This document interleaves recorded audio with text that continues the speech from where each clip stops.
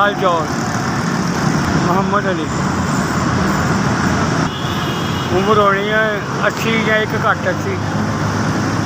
बाबा जी थोड़ा पता है अजकल की औलाद काम ही नहीं करके राजी, अभी हम फिर की करिए। हारे का न्या मकान किराए का, किराया 11,000, साल बाद 1000 बता देता है।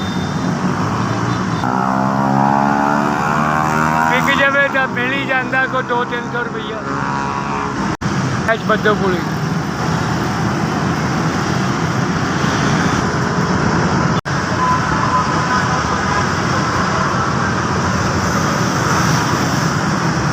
गरीब आदमी गरीब ही होंदा वा। है कि अल्लाह की याद है वक्त पास करने वाली, कोई अल्लाह मेहरबानी करता है, किसी का ना किसी का सबब बन जाता, कोई आसरा हो जाता है।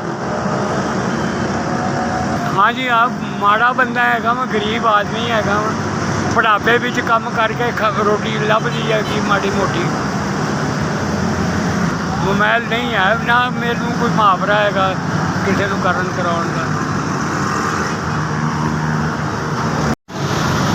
4 है भाई, 4,000 बच्चे जी। अल्लाह ताला इज्जत बनावे, थोड़ी मेहरबानी करे भैन भाइयों की। तो के भी 4,000 दिता सीगा, हुण भी 4,000 भेजिया। अल्लाह उन्होंने मेहरबानी करे, अल्लाह ताला इज्जत देवे। 6-7 महीने पहले भी इन्होंने मदद की थी। अल्लाह ताला जी मेहरबानी कर देवे, जिन्होंने मेरे वास्ते पैसे भेजे है, अल्लाह ताला उन्होंने बड़ी इज्जत देवे, बड़ी मेहरबानी की है उन्होंने मेरे से। SVS बड़ी मेहरबानी।